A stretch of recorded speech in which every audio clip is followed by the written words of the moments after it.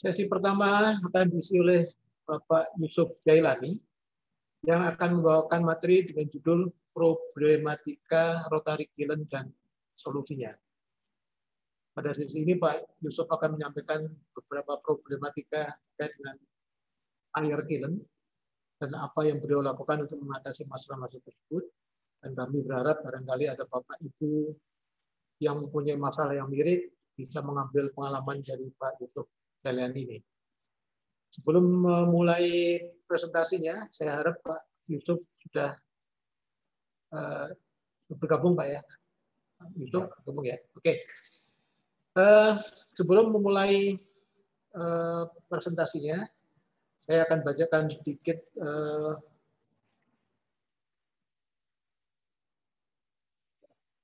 ya autobiografi CV-nya Pak Yusuf Jailani. Nama Bapak Yusuf Jailani usia 65 tahun. Beliau adalah background-nya adalah mechanical, terutama maintenance mechanical. Dan pengalaman kerja beliau yang pertama tahun 75 sampai tahun 79 bekerja di PT Bechtel Corp. Kemudian selama 40 tahun dari tahun 79 sampai tahun 2019 berkarya di PT Indosemen Tunggal Prakarsa. Dan tahun 2019 hingga sekarang beliau berkarya di PT Hansa Pratama. Sebelum Pak Yusuf menyampaikan presentasinya, perlu saya ingatkan bahwa link pertanyaan akan dikirimkan via chat oleh panitia, dan bagi Bapak Ibu yang tertarik untuk menanyakan materi Pak Yusuf, silakan mengisi Google Form ini. Satu Google Form seperti biasa untuk satu pertanyaan, dan bagi Bapak Ibu yang ingin bertanya lebih dari satu pertanyaan, silakan mengisi Google Form yang lain. Baik, tiba saatnya Pak presentasi oleh Pak Yusuf Jailani. Silakan Pak Yusuf, Bapak mempunyai waktu sekitar 25 menit untuk menyampaikan materi. Silakan. Ya, kepada para peserta webinar dari seluruh pabrik semen dan para pengamat persemenan yang berbahagia, juga ucapan terima kasih kepada Bapak Insinyur Arif Sahlan sebagai Direktur Umum Utama PT HB dan Bapak Widodo Santoso selaku Ketua Asosiasi Semen Indonesia, juga kepada Bapak Rudi Sutanto, Bapak Mulyadi Rafiuddin, Manajer Peredaran Semen Putih, Bapak Adianto Kusuma dan George Stans dari Somet Aqua, dan para panitia yang telah mengundang saya untuk menjadi narasumber dalam acara webinar ini yang mengambil topik problematika dan solusinya. Semoga pada hari ini dan seterusnya kita selalu diberikan kesehatan dan terhindar dari wabah pandemik yang sangat berbahaya akhir-akhir tahun ini. Pada kesempatan kali ini saya diberikan mandat untuk membahas problema air kiln dan elemennya. Bisa dilihat, Pak?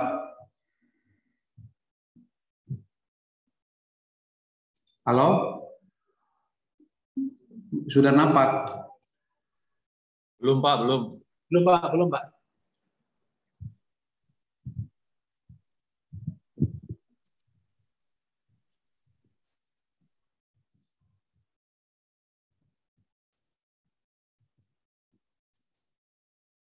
Ya, nampak belum? Ya, Pak, silakan, Pak. Lanjut, Pak.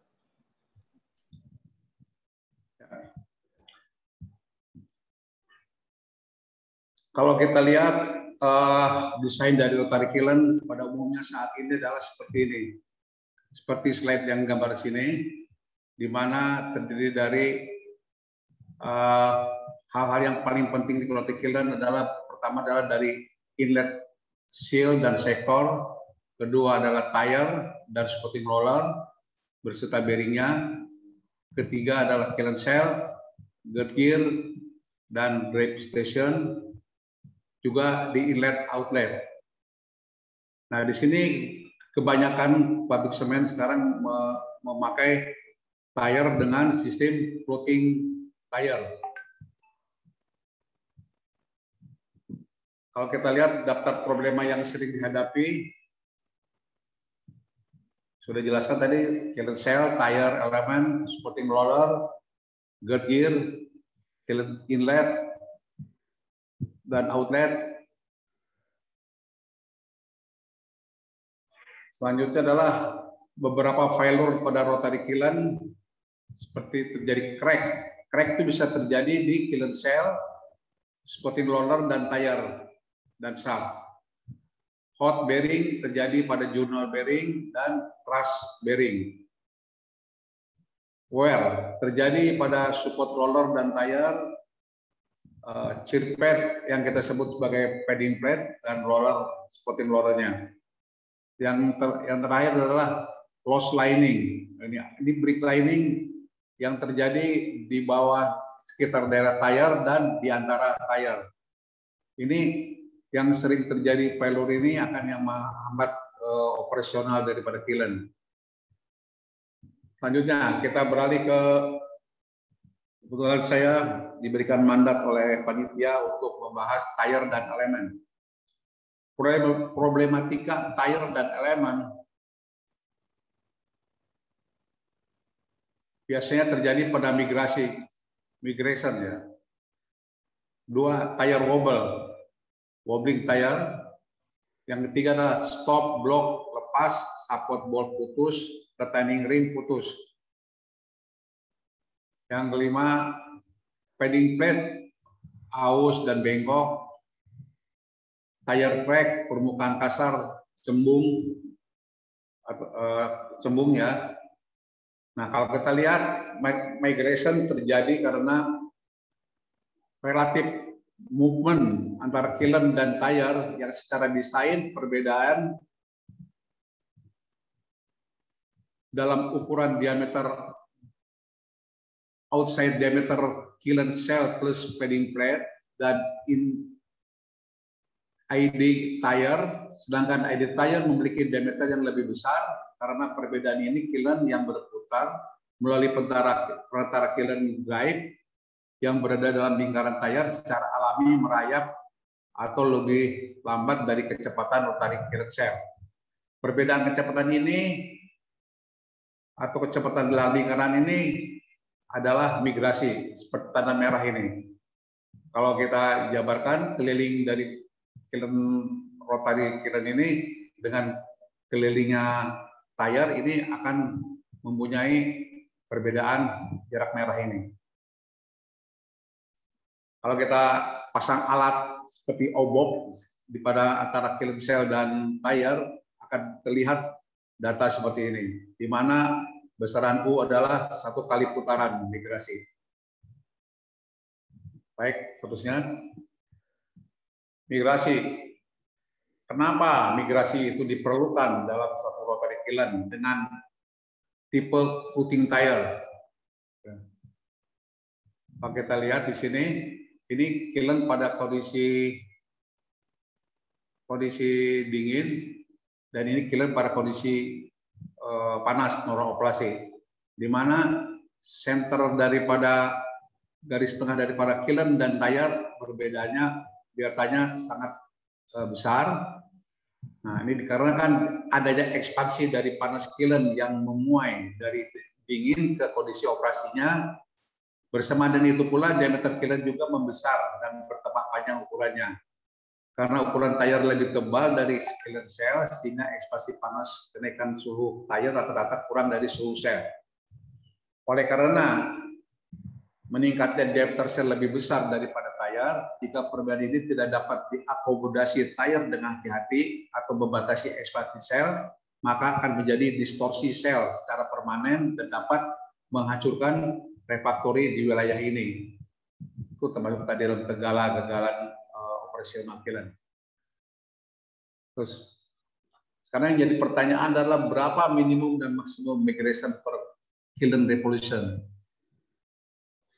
Di sini beberapa dari pabrik-pabrik semen desainernya sudah menjalankan dan sudah mencobanya dan selama operasi. Jadi minimum dari tire migration coolant diizinkan sehingga sampai 8 mm. Jadi tire migration mengecil sama dengan deformasi pada sel dan yang lain-lainnya. Terus maksimum tire migration per kilo impression diizinkan sampai 25 mm. Jadi tire migration-nya tambah besar, opality dan reduce lifetime of refractory lining akan terjadi. Hal-hal yang harus dilakukan terhadap migration. Ini yang biasa, yang rutin ya. Satu, pengukuran suhu kiln cell dan migrasi selama kiln start firing harus dilakukan di lapangan saja dan dilakukan setiap 30 menit, tidak melalui thermal scanning (CCR). Jadi harus di lapangan bersama maintenance inspektornya. Nah, ini kalau kita lihat, jadi maintenance-nya mengecek di lapangan, beri tanda, dan usahakan 10 dicatat 10 putaran, jangan sekali putaran ya, 10 putaran, di jarak ini dibagi 10. Pengukuran perbedaan temperatur antara tire dan kiln cell harus di bawah 120 derajat selama preheating. Nah, ini pengukuran kiln cell. Ini untuk sel, kiln cell inlet dan outlet diukur kira-kira jaraknya 1,5 meter dari tire, paling maksimal 1,5 meter, jangan terlalu dekat. Terus pengukuran temperatur pada tire, ini diambil di tengah-tengah tebal tire ya. Ini kita catat. Bila perbedaan temperatur di atas 150 derajat, tahan kiln burner sampai temperatur di bawah 120 derajat. Kemudian lanjutkan firing. Bila kiln migration di bawah 8 mm, tahan kiln firing sampai migration mencapai 8 mm, kemudian lanjutkan firing. Jika umur brick lining di dekat tire tidak bertahan lama dan tire dan di kiln cell terlalu besar, satu-satunya pilihan adalah memperbaiki gap yang terlalu besar ini. Dapat dilakukan dengan memasukkan atau menambah SIM atau dengan mengganti padding plate dengan yang baru dan ketebalan yang sesuai. Jadi biasanya kalau kita saat firing tidak memperhatikan ini, kadang-kadang belum operasi migration sudah 0. Ini yang harus dikhawatirkan. 5. Untuk mengevaluasi ketebalan SIM, clearance harus dicatat dan diplot selama seminggu, dan data yang diambil berdasarkan clearance yang terendah. Ini beberapa pengukuran pada saat kondisi panas, namun hal ini jarang sekali sekarang dilakukan karena dengan temperatur yang tinggi, magnet tidak akan bertahan di sini. Sekarang kita sudah dengan teknologi tinggi, sekarang pengukuran adalah dengan elektronik. Ya. Biasanya di CCR yang mempunyai thermal imager yang sudah dilengkapi dengan alat sensor ini. Biasa ini kalau kita pasang secara mekanis, kita pasang di sini kiln cell, sensor, dan satu lagi sensor pada tire. Hati-hati di sini biasanya banyak yang dilakukan pengelasan di sini. Ini harus hati-hati.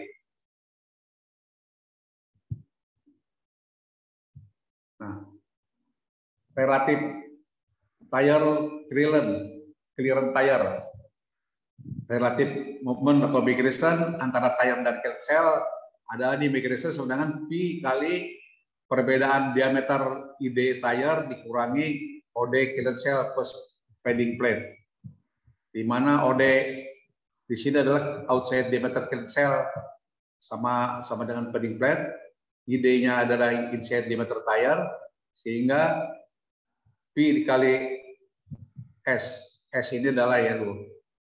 S adalah theoretical clearance between the two propellant cylinder antara tire dan kiln cell.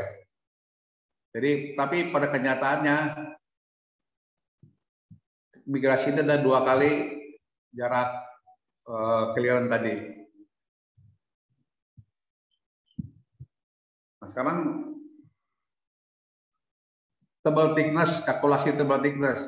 Kalau kita lihat dari rumusan ini teoretikalnya, tebal thickness adalah setengah kali SO min dan SOS. Di mana SO min ini adalah minimum clearance recorded during operasi ya. Dan SOS adalah safety clearance. Ini kita ambil 3 sampai 5 karena 3 ini adalah kalau dikalikan pi adalah 8 mm, 5 dikalikan pi ada 15 mm. Berarti diambil kebanyakan ngambil antara 3 dan 5, 4 mm. Contohnya, migration pada saat ini 30 mm. Jadi gapnya adalah 9,5 mm. Gap yang diinginkan adalah 3 mm. Ya. Sehingga dibagi pi, maka sim yang diperlukan adalah setengah kali 9 kurang 3, sedangkan 3,25. Ini contoh 1. Contoh 2 adalah migration saat ini 30. Migration yang diinginkan adalah 10 mm. Maka sim yang diperlukan adalah 30 kurang 10 per 2 dibagi pi sebenarnya 3,2. Sama aja contoh ini. Ini ada kalkulasi pada saat dingin dengan perhitungan dingin dengan memperhatikan histori daripada temperatur. Ini ada rumusnya, di mana diameter kiln adalah diameter luar kiln 3550 dan temperatur perbedaan temperatur antara kiln sel dengan tayar adalah 139 derajat. Ini koefisien muai daripada besi, sehingga ekspansi yang diperlukan adalah 5,6 mm ditambah extra gap 2 mm sama dengan 7,6 mm. Ini kalau kita mau berapa sih gap yang diperlukan untuk kiln sel. Ini pengukuran migration pada kiln saat kiln shutdown. Ini sudah banyak dilakukan dan ini di setiap handbook manual daripada pabrik sudah ada seperti ini semua. Adalah dengan menjumlahkan gap-gap yang terjadi pada saat kiln shutdown ini, berapa jumlahnya, terus dibagi berapa poin yang kita ukur, kemudian kita rata-rata bagi rata-rata berapa, terus gap yang standar gap yang mau diinginkan berapa, 3, terus additional gap berapa. Jadi ada di Excel sudah ada masuk rumusnya. Saya rasa sama. Dalam kasus bed plate menggunakan fix padding plate dan baut, maka memasukkan sim antara sel dan tayar dalam kasus ini bed plate dilas, sehingga ini dapat dilakukan pada saat kiln shutdown. Dan ini saya rasa sangat menyulitkan sekali, dan ini sekarang jarang dipakai. Kalau salah saya pernah lihat ini adalah di semen batu raja seperti ini, ya, sehingga kalau bautnya ada ekspansi dari padding plate, ini baut putus karena ini padding plate diikat ke kiln sel dengan baut. Ya. Ini padding plate yang dilas, ini kalau salah kiln tahun 74-an ini seperti ini. Ini setiap operasi pasti lasannya retak. Nah ini sudah ditinggalkan. Nah, sekarang footing tire komponen seperti ini. Yang baru.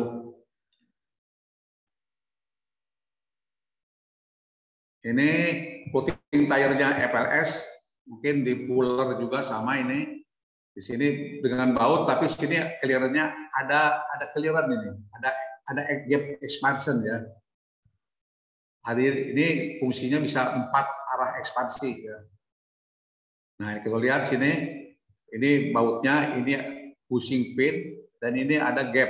Gap ini biasanya pada saat pemasangan baru atau penyetelan harus diisi dengan plastik agar posisi padding plate ini tetap di tengah-tengah, center. Jadi pada saat kiln panas, plastiknya akan meleleh dan gapnya ada.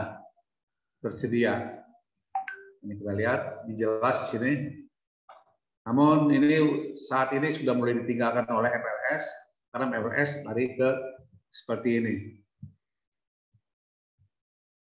Ini yang diambil ini dari desain KHD, tapi diambil oleh Sinoma juga seperti ini, ya. Seperti yang di pelan-pelan baru Sinoma seperti ini. Nah ini kalau kita lihat yang punya FLS yang floating dengan gap ini, gapnya sedikit, ini ada kesalahan pembuatan ini. Jadi ini harus perhatikan pemasangannya supaya center tidak pakai plastik ya, tapi pakai bushing. Ini akan membahayakan ya. Nah ini kalau punya pemasangannya tanpa memperhatikan ekspansi, gap ekspansi akan terjadi. Ini padding plate akan bengkok, terus baut-bautnya akan putus, supportnya akan, stoppernya akan pecah pas lasannya. Nah ini hal-hal yang perlu diperhatikan pada saat floating tire, migrasinya harus diperhatikan seperti ini. Kalau tidak terjadi migration akan terjadi hal-hal seperti ini. Sekarang mengenai tentang pelumas. Pelumasan antara ID tire dan OD killer cell memiliki kontroversi, meskipun untuk melumasinya tampak sulit, namun begitu ini harus dilakukan sebagai persyaratan operasional yang baik. Beberapa ahli menyarankan untuk tidak melakukannya. Satu argumentasinya adalah pelumas berminyak, dapat menarik debu dan kotoran, kemudian bertindak sebagai senyawa mengikis, merobek, dan mempercepat kehausan. Yang kedua, mengatakan bahwa pelumasan akan meningkat slip dan mempercepat kehausan. Oleh karenanya, oleh beberapa pengamat daripada maintenance, dipilih jenis pelumas yang tidak mengikat, artinya pelumas kering yang tidak menarik udara dan membuat kontaminasi dan kotoran. Migrasi akan terjadi dengan atau tanpa pelumasan. Pelumasan yang tidak diterapkan untuk menginduksi slip, tetapi untuk mencegah dan menjadikan pengikisan pengurusan logam. Sebuah migrasi atau creep yang besar dapat dieliminasi dengan penggunaan pelumas daripada tidak menggunakan pelumas. Creep yang terhambat pada akhirnya akan merobek dan mengikis logam. Kita beralih ke tire wobbling, migration tire, loose migration. Ini akan, kalau kita lihat tire seperti ini sangat loose sekali, berarti migrasinya besar. Akan terjadi kehausan pada OD plat, padding plat ya. Beberapa kehausan pada ID tire. Kehausan pada kedua sisi tire dan stop block. Benda asing dapat membuat kehausan dan pengikisan. Ini contohnya kehausan pada dua sisi tire. Ya.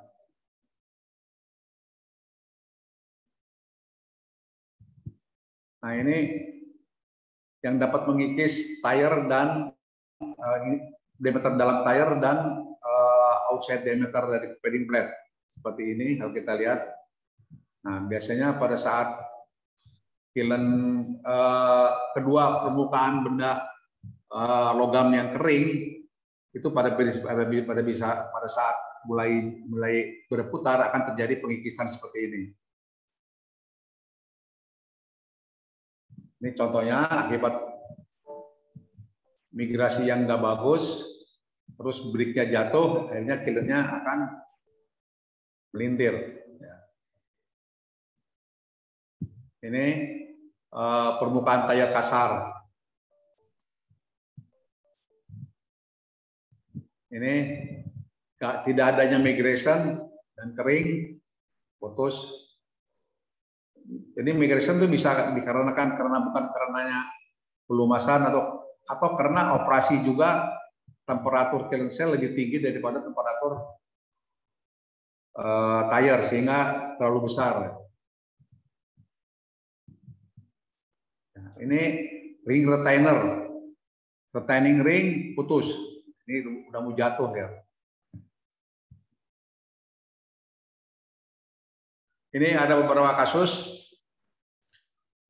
Oktober 2009 di mana padding plate ini pada lepas dan baut putus.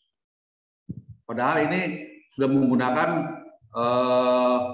dengan expansion gap ya, putus. Dikarenakan setelah diteliti, kan tire ini menekan retaining ring sehingga bebannya banyak lari ke arah outlet. Nah ini kenapa sebabnya? Padahal sebelumnya tetap di tengah-tengah. Nah ini ada faktor-faktor yang faktor hotspot juga mempengaruhi juga, red spot mempengaruhi juga. Apabila terjadi red spot di daerah sini, ini bisa terjadi seperti ini. Tindakannya adalah kita inventarisasi kondisi di sini, dilihat thrust coloringnya gap kosong, gap 0. Sini ada gap, temperatur bearing. Kita lihat sini ada gap besar, sehingga ini diketahui bahwa ini ada neken ke sana. Ini temperatur tinggi. Kalau kita lihat seolah-olah tire ini ditekan oleh supporting roller untuk skewing ke arah outlet. Nah, jadi kita coba dulu setting dengan teori skewing sehingga si tire ini bisa ditekan oleh roller ke arah inlet. Nah, alhasil kita lihat kita adjust, tarik keluar, ditarik keluar sehingga putarannya akan naik tire ini, dan temperatur bearing kita perhatikan juga. Nah, akhirnya kita dapat ini. Nah, untuk sementara ini kita nggak bisa ganti baut, kita hanya pasang stop block, kita pasang lagi sementara seperti ini. Ini bisa jalan sampai stop down berikutnya lagi. Ya, terima kasih. Itulah yang dapat saya sampaikan. Semoga bermanfaat. Wabillahi taufiq wal hidayah. Wassalamualaikum warahmatullahi wabarakatuh. Waalaikumsalam warahmatullahi wabarakatuh. Terima kasih Pak Yusuf atas penyampaian materinya. Sangat menarik, dan silakan Bapak Ibu peserta webinar kalau tertarik untuk bertanya dengan Pak Yusuf, jangan lupa untuk mengisi link pertanyaan yang dalam format Google Form yang kami kirimkan pada saat Pak Yusuf tadi presentasi. Mungkin ada yang ingin ditanyakan terkait rumus-rumus atau pengalaman-pengalaman yang lain. Masih terbuka waktu 1 menit sebelum